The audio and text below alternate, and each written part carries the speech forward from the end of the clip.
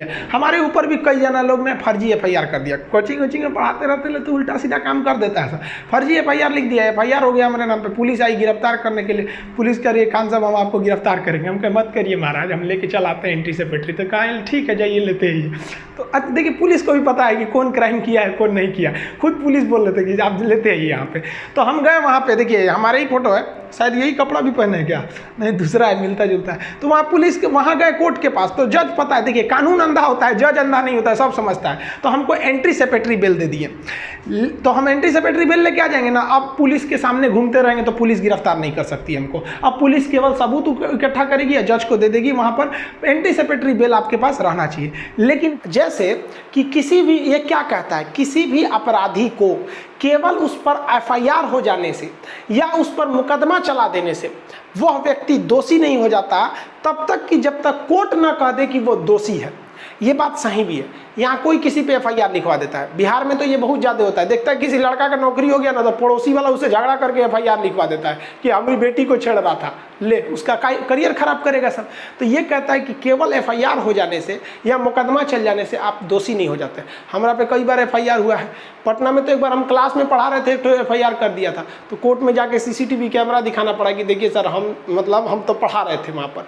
तो क्या आप हमें अपराधी कह सकते हैं? नहीं।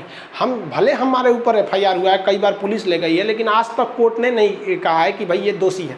कई जगह आपको फंसाने के लिए कर दिया जाता है, समझ में आ गया। स्टूडेंट्स की लड़ाई के लिए हम लोग भी बहुत जगह गए, हम उठा के पुलिस जेल में डाल देती है। तो क्या हम लोग अपराधी हो गए? नहीं, क्योंकि अनुच्छेद 20 कहता है कि कोई भी व्यक्ति तब तक अपराधी नहीं है जब तक कि वह उसे कोर्ट सिद्ध न कर दे।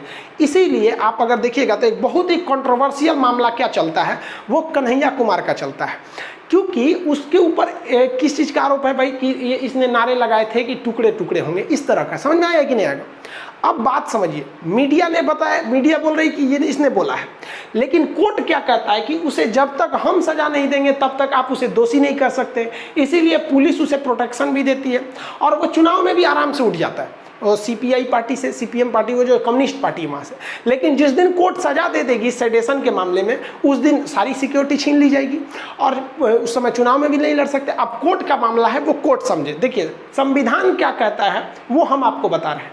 हमको ये मकसद नहीं है कि हम किसी पक्ष या विपक्ष में नहीं है।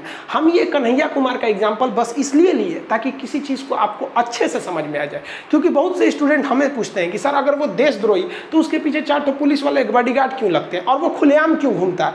क्योंकि हम आपको बताएं कि कोई कानून अंधा होता है, कानून वही बोलता है जो लिखा हुआ है। तो भाई कन्विक्शन है कि जब तक दोषी नहीं। और अगर ऐसा होता कि एफआईआर हो जाने से ही आपको जेल हो जाए तो फिर तो सबकी जिंदगी बर्बाद हो जाती। तो बहुत सोच समझ के इसको रखा गया है। ठीक है, अनुच्छेद